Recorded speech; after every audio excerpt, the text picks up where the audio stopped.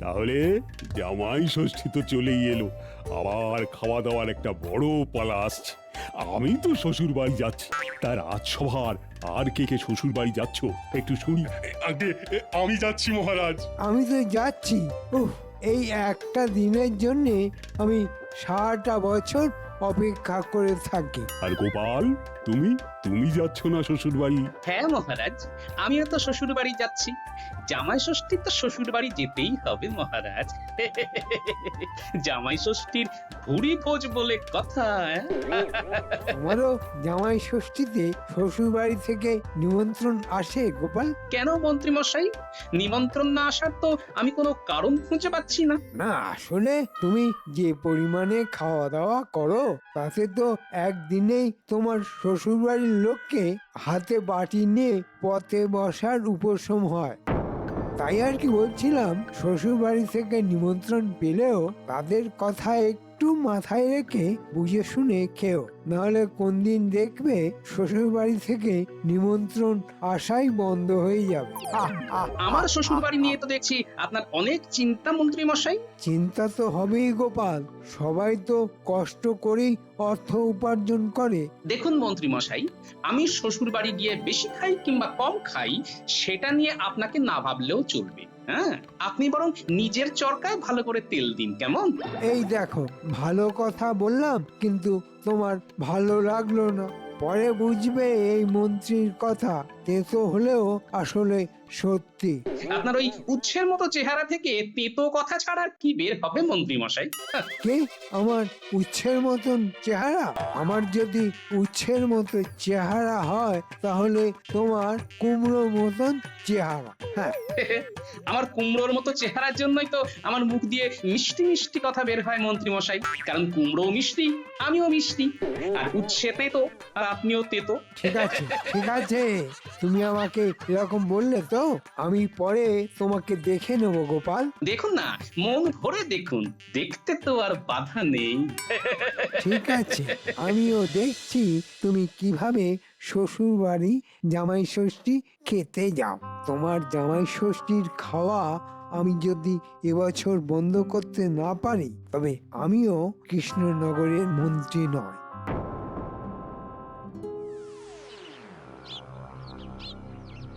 তাহলে তোরা সব বুঝে গেলি?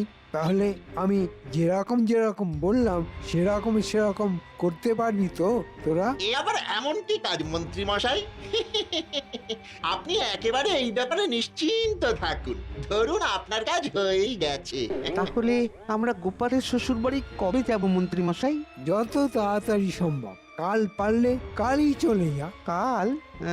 ঠিক আছে, আমরা তাহলে কালই ওই ভোর ভোর বেরিয়ে পড়বো। এখন তবে আসি মন্ত্রী মশাই। হ্যাঁ হ্যাঁ, আয় আয়। চল বোটা। আমি উচ্ছে, তাই না? এই উচ্ছে কত তেতো হতে পারে তুমি দেখবে গোপাল। মাসিমা কেমন আছেন? তোমাদের তো ঠিক চিনতে পারলাম না বাবা। আরে আমাদের চিনতে পারলেন না? আমরা তো ওই কৃষ্ণনগরের বটার ঘরটা। এর আগে তো আপনার সঙ্গে কৃষ্ণনগরে অনেকবার দেখা হয়েছে। ও হ্যাঁ হ্যাঁ, এইবার মনে পড়েছে। এসো এসো না, ভিতরে এসো। না না, এর ভিতরে যাব না, এইখানে কাজে এসেছিলাম তো, তাই ভাবলাম আপনার সাথে একটু দেখা করে যাই।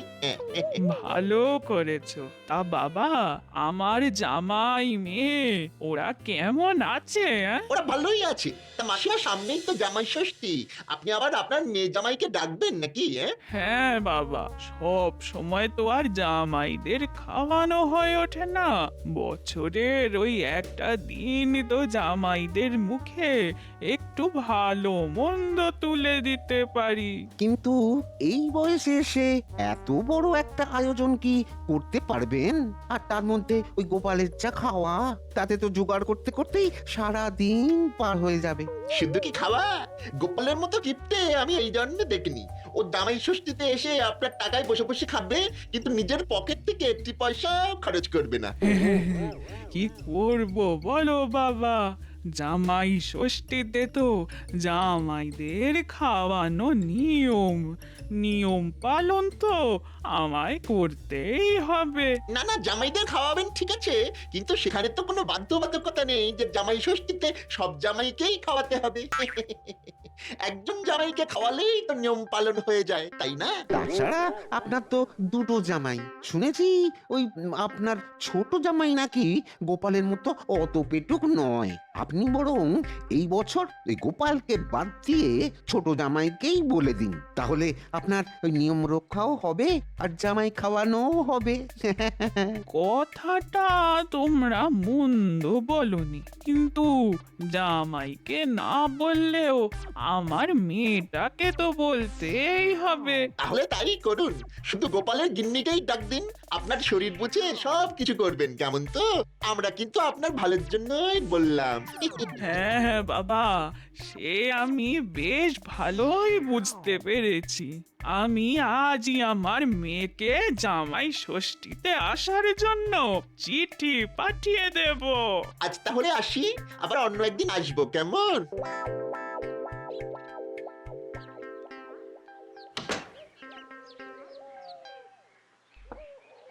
এত সকালে দরজায় কে কড়া নাড়ছে? হ্যাঁ? আসছি আসছি। উফ, এত সকালে আবার কে এলো রে বাবা? চিঠি আছে। চিঠি? ওই দিন দেখি। কার চিঠি গো?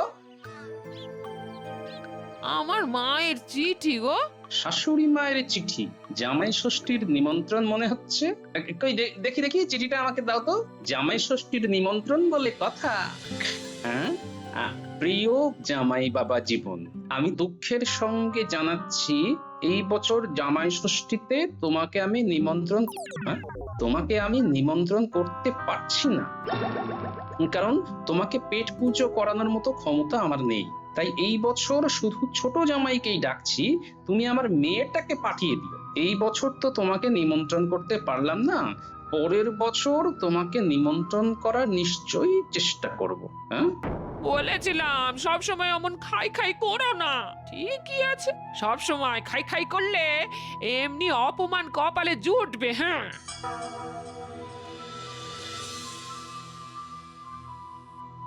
এ কি গোপাল, এত মনমরা কেন? কি হয়েছে? গোপালের যে কি হয়েছে সেটা আমি ভালো করেই জানি। আর বলবেন না মহারাজ, আমার শাশুড়ি এই বছর জামাই ষষ্ঠীতে আমায় নিমন্ত্রণ করেননি। বলেছেন আমাকে পেট পুজো করানোর ক্ষমতা নাকি ওনার নেই। এদিকে নিজের ছোট জামাইকে আবার নিমন্ত্রণ করেছেন। এ কি গোপাল, এইভাবে তোমাকে তোমার শাশুড়ি অপমান করলো? ছি ছি ছি ছি, আমরা শ্বশুর বাড়িতে গিয়ে ভালো মন্দ খাবো আর গোপাল তুমি বাড়িতে বসে থাকবে? গোপালের কপালে যা লেখা আছে তাই হয়েছে। আমি তো গোপাল তোমায় আগেই বলেছিলাম, তোমার শাশুড়ি তোমার খাওয়া দেখে ভয় পেয়ে তোমাকে নিমন্ত্রণ করাই না বন্ধ করে দেয়।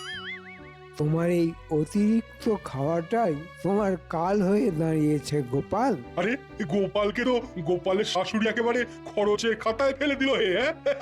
গোপাল তুমি তো মিষ্টি কুমড়োর থেকে একেবারে পচা কুমড়ো হয়ে গেলে গোপাল। না না না গোপাল, এইবার তোমাকে তোমার খাওয়ানোটা কমানো উচিত, নইলে এরপর তো তুমি সব জায়গাতেই অপমানিত হবে।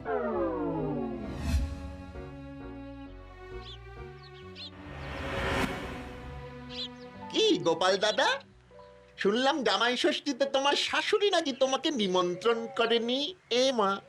আরে গোপাল দাদার খাওয়া দেখে তো গোপাল দাদার শাশুড়ি ভয় পেয়ে যায়। এরি, আমাকে শ্বশুর বাড়ি থেকে নিমন্ত্রণ করেনি সেটা তোরা কিভাবে জানলি? না ওই এখন তো হাওয়ায় খবর ভাসে, তাই না? খবরটা তো আমি রাজসভায় বলেছি, তাছাড়া তো আমি কাউকে বলিনি এই কথা। আর রাজসভা শেষ করে মন্ত্রী মশাই এখনো বের হননি। তাহলে তোরা কি করে জানলি কথাটা? শুনলাম, একটা জায়গা থেকে শুনলাম। এই ঘটা চল চল, আমাদের তো যেতে হবে। হ্যাঁ, চল চল চল। হ্যাঁ হ্যাঁ হ্যাঁ, চল চল, আসছি গোপাল দাদা, আসছি, চল চল। না, ব্যাপারটা কেমন যেন সন্দেহজনক মনে হচ্ছে। মনে হচ্ছে কিছু একটা গন্ডগোল আছে। হ্যাঁ,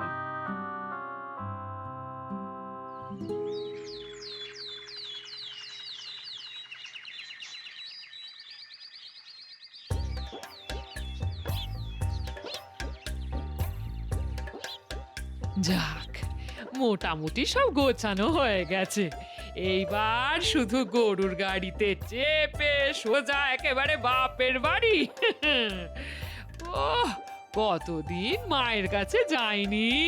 বাহ গিন্নি বাহ, আমাকে একা ফেলে দিব্যি বাপের বাড়ি চলে যাচ্ছে। হ্যাঁ, কি করব বলো, আমার মায়ের নেমন্তন্ন তো আমি ফেলতে পারি না। তোমার তো নেমন্তন্ন করেনি, কি বলবে বলো? এই তুমি আমাকে ভালোবাসো? এই দেখো, ভালো তো বাসি, তবে আমার মা তো বলেছে আগে আমার মা বাবা এসেছে, তারপর তুমি। মায়ের কথা কিভাবে ফেলি? তাছাড়া তোমার ভাইও আসছে, বাড়িতে কত কাজ আছে বলো, মা একা একা সামলে উঠতে পারবে না। হ্যাঁ ঠিক আছে, চলে যাও চলে যাও, আমার কথা তোমাকে ভাবতে হবে না, ভাবতে হবে না। ধুর ছাই, আমি বাড়ি থেকেই চলে যাব। এই আরে আরে আরে, কোথায় যাচ্ছ? আমার তো আর কোথাও যাওয়ার জায়গা নেই, তাই যেদিকে দু চোখ যায় সেদিকেই চলে যাব। হ্যাঁ, আরে আরে আরে আরে, দাঁড়াও দাঁড়াও, শুনে যাও। সবাই মিলে আমাকে অপমান করছে। হ্যাঁ, আমি কি অপমানের পাত্র হয়ে গেছি নাকি? না না না না না, কিছু একটা করে এই অপমানের যোগ্য জবাব দিতেই হবে। কিন্তু কি করি কি করি কি করি কি করি? বাবা, বাবা কিছু ভিক্ষা দেবে বাবা? দুদিন ধরে না খেয়ে আছি, দাও না বাবা, কিছু কিছু ভিক্ষে দাও। হ্যাঁ, তুমি আমাকে মোহর দিলে বাবা, দেখবে দেখবে তোমার খুব ভালো হবে। হ্যাঁ, খুব ভালো হবে, খুব ভালো। আর ভালো, আমারও তোমার মতো অবস্থা। তুমি খেতে পারছো না আর আমায় খেতে ডাকছে না। খাওয়ার সুযোগ থাকলেও আমি খেতে যেতে পারছি না। সবই ওপরওয়ালার ইচ্ছে, সবই ওপরওয়ালার ইচ্ছে। সবই তো ওপরওয়ালার ইচ্ছা, কিন্তু বাবা তোমার এই ওপরওয়ালার ইচ্ছের জন্য আমার জামাই ষষ্ঠীর খাওয়াটাই হচ্ছে না। ভিক্ষা, হ্যাঁ। ভিখারি পেয়েছি পেয়েছি। এইবার দেখি জামাই ষষ্ঠীর খাওয়া থেকে কে আমায় আটকায়। হ্যাঁ, আমি যাচ্ছি, বুঝলে। তুমি এই কয়েকটা দিন হাত পুড়িয়ে একটু রান্না বান্না করে নিও, জামাই ষষ্ঠী মিটে গেলেই আমি চলে আসবো। হ্যাঁ, তুমি যাচ্ছ যাও না, আমার ব্যাপারে এত কথা বলতে হবে না। আমি হাত পুড়িয়ে খাবো নাকি খাবার পুড়িয়ে খাবো তোমাকে সেটা ভাবতে হবে না, বুঝলে? বুঝতে পারছি তোমার মাথাটা খুব গরম আছে। ঠিক আছে, আমি আর কিছু বলছি না। এই আসছি আমি, এই সাবধানে থেকো। আসছি গো, আসছি।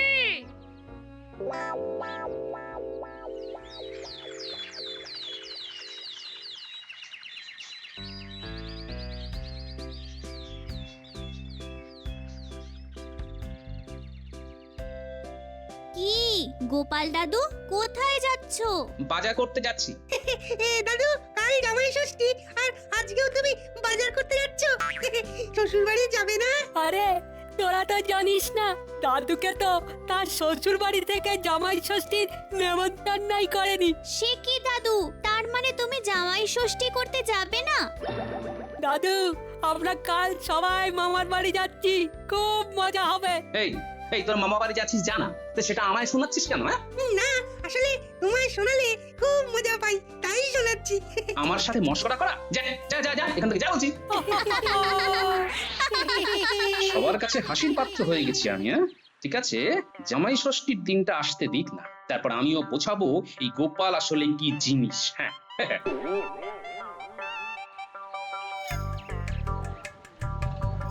গোপাল দাদা এসো।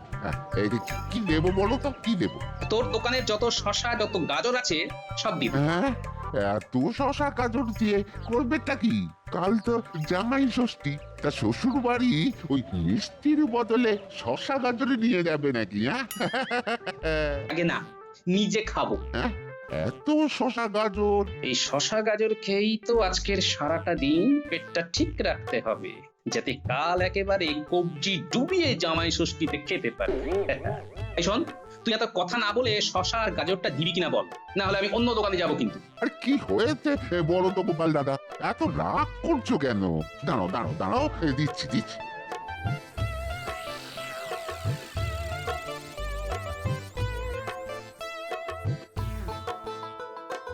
কি গো গোপাল দাদা, আরে মাছ নেবে না? আরে ভালো রুই আছে গো। না রে, আজকে আর মাছ নেবো না। আরে নিয়ে যাও, মাছ না নিয়ে গেলে গিন্নিমা রাগ করবেন। গিন্নিমা বাড়িতে নেই, বাপের বাড়ি গেছে, তাই আজকে আর মাছ নেবো না রে। তা তুমিও তো খাবে নাকি? আরে অল্প করে মাছ নিয়ে যাও। আমার খাবার আমি নিয়ে নিয়েছি রে, ওই খেয়েই আজকে সারাদিন হজম করতে হবে, নইলে কাল ময়দানে নামবো কি করে? আসি রে। ঠিক আছে, এসো তবে।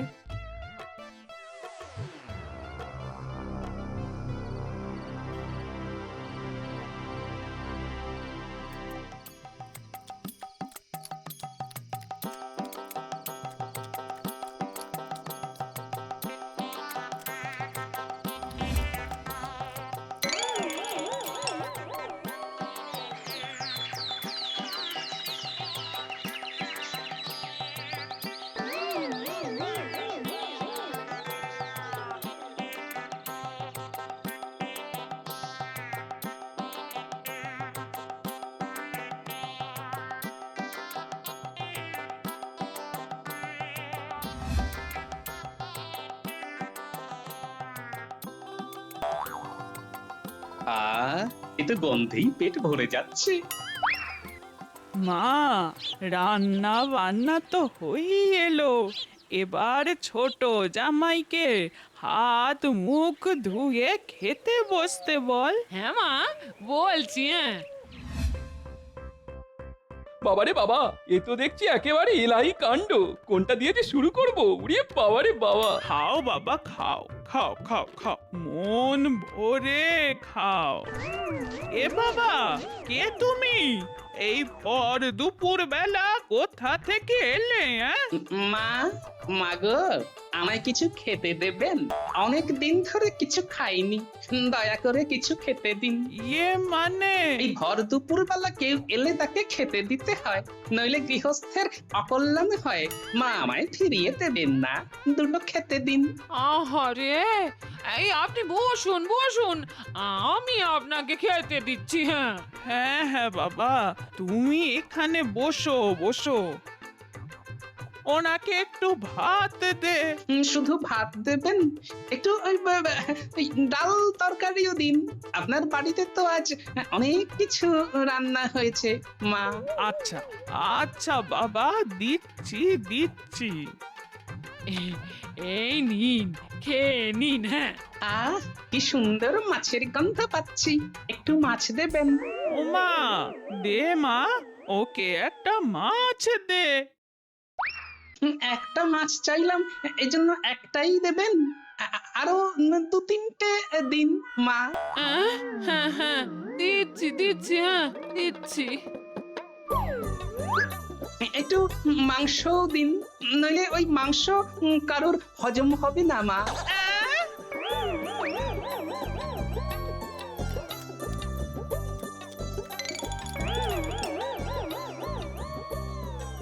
ওই আপনার জামাইয়ের পাতের মাছ মাংসটাও দিন আমাকে মা। আমারটাও? অনেক দিন ধরে তো না খেয়ে আছি, এখনো পেটের এক কোণে ফাঁকা হয়ে আছে, দিন না মা আর একটু খেতে।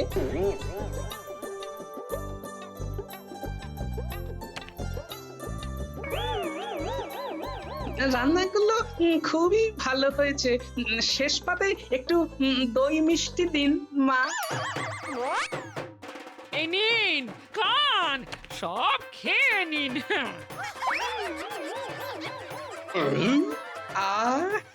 শান্তি। হায় হায় হায় হায়, সব খাবার যে শেষ হয়ে গেল, এবার ছোট জামাইকে কি খাওয়াবো? এ যে আমার সর্বনাশ হয়ে গেল গো, এ যে আমার সর্বনাশ হয়ে গেল। এ তো আমাকে ডেকে রীতিমতো অপমান করলেন। আমার খাবার একজন ভিখারিকে খাইয়ে দিলেন। আমিও তো আপনার জামাই বলে কথা, একেই তো বড় জামাইকে নিমন্ত্রণ করেননি, আবার আমাকেও খাওয়াচ্ছেন না। আমার স্বামী দীর্ঘশ্বাস ফেলে বলেছিল যে এইভাবে তোমার মা আমাকে অপমান করলো। এটা তোমার মা খুব খারাপ করলো। মা, তোমার এইভাবে আমার স্বামীকে অপমান করা একদম উচিত হয়নি মা। আমি কি করব বাবা? আমাকে আমাকে বাবা জীবনকে না ডাকার এই বুদ্ধিটা দিয়েছিল বটা ঘটা। বটা ঘটা? হ্যাঁ, ওরা একদিন আমার বাড়ি এসে